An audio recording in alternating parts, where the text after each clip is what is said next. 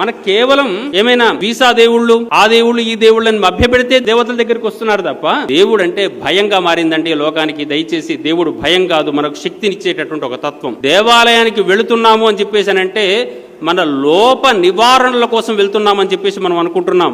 ఇది చాలా తప్పు విశేషం. అయ్యగారులది కూడా చాలా తప్పు ఉంది ఈ విషయంలో. అక్కడెక్కడనో ఏదో పోతే నీకు అది తీరిపోతుంది పో అని చెప్పేసి పంపిస్తున్నారు. అది కాదు, అక్కడికి వెళ్ళు, నీకు శక్తి వస్తుందని చెప్పేసి పంపించాలి.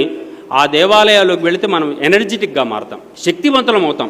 ఆ శక్తిని మనం బాగా ఉద్ధరించుకోవాల్సిన అవసరం ఉంది. ఓ 10 సార్లు వెళ్ళండి, దేవాలయంలో ప్రదక్షిణ చేయాలి అన్నారు. ఎందుకు చేయాలి? నేను అదే చెప్పాను. భూమి ఎవరి చుట్టూ తిరుగుతుందిరా నాయన? అదేం సార్, తన చుట్టూ తాను తిరుగుతుంది, సూర్యుని చుట్టూ తిరుగుతుంది. మరి భూమికి ఇంత శక్తి ఎక్కడి నుంచి వచ్చింది? సూర్యుడి చుట్టూ తిరిగితే శక్తి వచ్చింది. మరి నీకన్నా గొప్ప శక్తి చుట్టూ తిరిగితే నీకు శక్తి వస్తుందని భూమి చెప్పింది కదరా, నీకెందుకు రావట్లేదు? దేవాలయంలో ప్రదక్షిణం చేయి, నీ మనస్సును కూడా నిత్యము దైవం చుట్టే తిప్పేటట్టయితే నువ్వు శక్తివంతుడు అవుతావు, దేవాలయం నువ్వే అవుతావు.